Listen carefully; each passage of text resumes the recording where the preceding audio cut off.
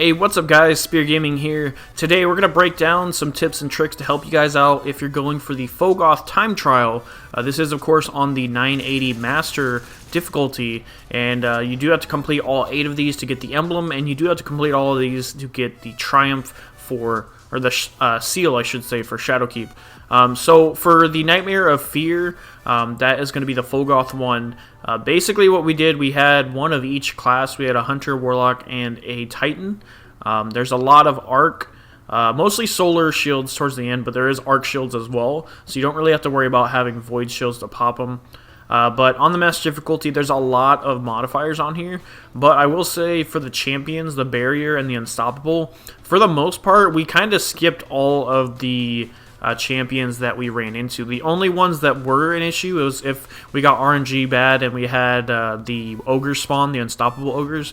So we did have someone with Unstoppable to stun them, and then we hit them with Divinity and Izanagi's Burden. So real quick, going through our loadouts, I was on the Hunter, running Izanagi's Burden with Bug Out Bag and Wendigo. Just any solar weapon to take out shields, and Wendigo for DPS and popping shields as well. I was running Oppressive Darkness on my cloak, and of course any Dreambane mods that you have, or Nightmare mods like Nightmare Crusher, any of those you earn from the Nightmare hunts, those are what you want to be rocking. This is a 980 activity, and 963 I think is the highest. I think Amigo was 963.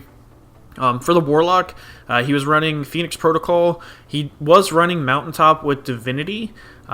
Divinity for the debuff on the Nightmares as well as the boss, and Mountaintop for DPS, and then Outrageous Fortune for DPS and popping shields. And the Titan, of course, running Bubble. But that was basically our loadout. The general strategy that we had was to pretty much skip everything we didn't have to. So we didn't have to mess with, the champions and ads and stuff. We basically, every single room we went into, we focused on the Nightmares first. And once you clear the Nightmares, the next room opens up. So it doesn't matter how many ads are in that room. As soon as you clear the Nightmares, you can move on to the next one. And most of the rooms, there's only 2 Nightmares. Some of them, there were 3. But some of the early rooms, there's only 2 each, so there's a lot of RNG. You can get bad RNG in these. For example, you might have the ads at the very beginning spawn on the outside or the inside. When you go in the second room, you might have a Knight or a Wizard or an Unstoppable Ogre. It all really just depends. So if you get bad RNG, just go back to Orbit. But I would strongly suggest going to Tribute Hall or Rally a Flag to make sure you have max ammo when you start these. That does make a huge difference. But I'm going to let the gameplay play out here. I think our final time ended up being like 7 minutes or something towards the end. So let me know your fastest time on the Phogoth Nightmare Hunt time trial. And if this guide helps you out, I can be sure to drop quick guides like these for the other time trials as well. So that's going to be it from this video. I'm going to let the gameplay play out. Thank you so much for watching.